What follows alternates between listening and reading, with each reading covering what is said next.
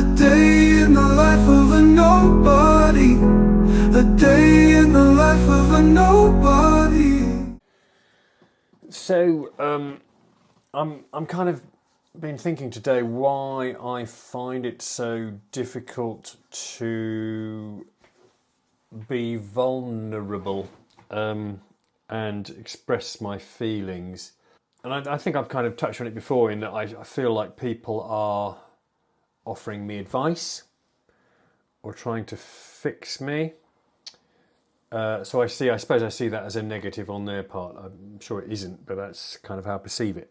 But I think more interestingly, going slightly deeper, I don't like the feeling of not being totally in control and the best judge of what I need to do.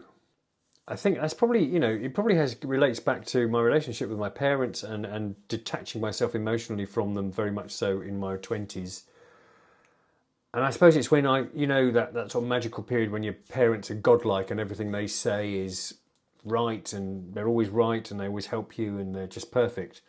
And then gradually in your teens you go, they're not, are they? They're not perfect. They're anything but perfect. They're trying and they clearly love me, but they're not perfect. So you go through that.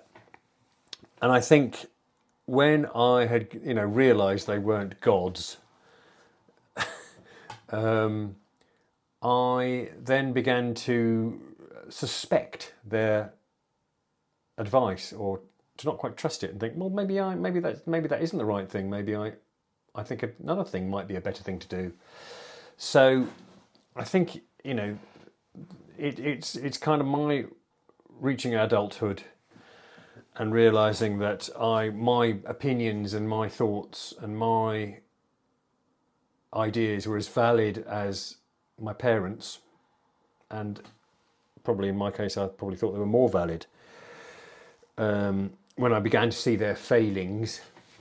And getting advice from my peers somehow made me feel inferior. Not their fault, probably not my fault, but instinctively it made me feel inferior.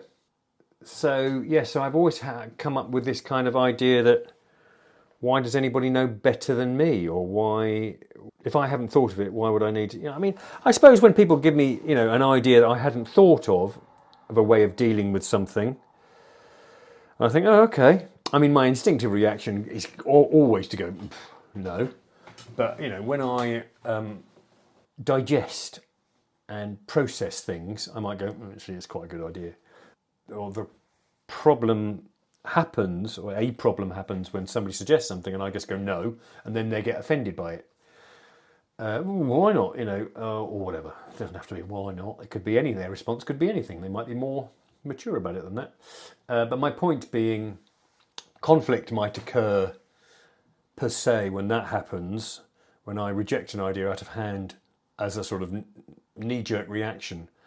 I have learned about myself that if I'm given time to digest and process, and consider, I'm more likely to go, actually, yes, that is a good idea. I just needed time to process that and find that it was a good idea in my head or not.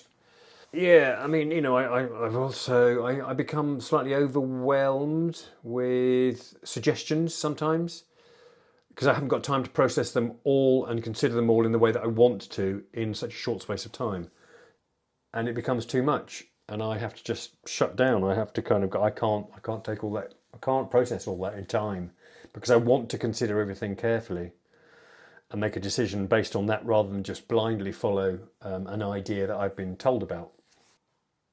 So yeah, that's interesting that I find it difficult to take advice or anything from my peers because I don't like to feel inferior. So that's obviously my issue, not theirs. And it makes me feel inferior for some reason. It makes me feel dependent. It makes me feel beholden. All of which feelings I don't like, and I don't know why I don't like them. I'm sure some people don't mind those feelings at all, but I really don't like to rely on other people and feel that I owe other people. And I don't know where that comes from.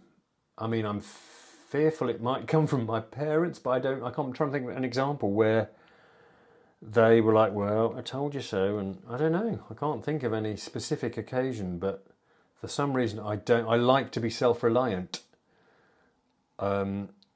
with decisions that I make. I don't want to I cannot just blindly follow an idea at all. Just think, well, it works for everyone, I'll try it. I can't do that. I have to have considered it, every aspect of it myself first, and decided for myself that it's a good idea. But I'm not proud of any of that. I'm not, I don't look down on people that followed my advice, for example. I don't think, oh, I'm superior to them because I've given them advice and they followed it. Although, sadly, once at a certain period, probably my 30s or 40s, my mother started to say, well, if Adrian thinks we should do it, perhaps we should do it, Richard.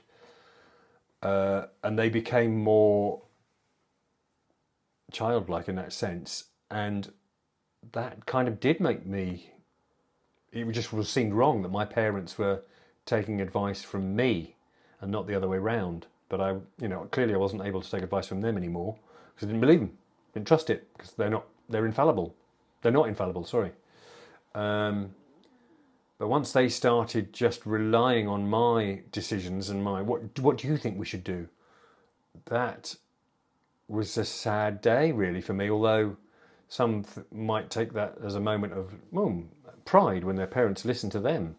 But I took it as a further kind of nail in the coffin of their parenting of me.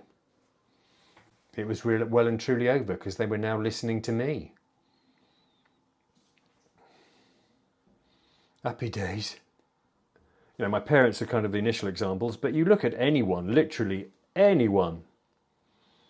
And so that's kind of adds to that fuels my, well, why do I listen to anyone? Because everybody is fallible. Nobody's got it right on every angle. And if they can't get it right on every angle, they may not be right on any angle. So I'll just rely on my own judgment. And it would be so funny, it would be so funny if I had $1 for everyone. And it would be so funny, it would be so funny, the day in the life of a nobody. And it would be so funny, it would be so funny if I had $1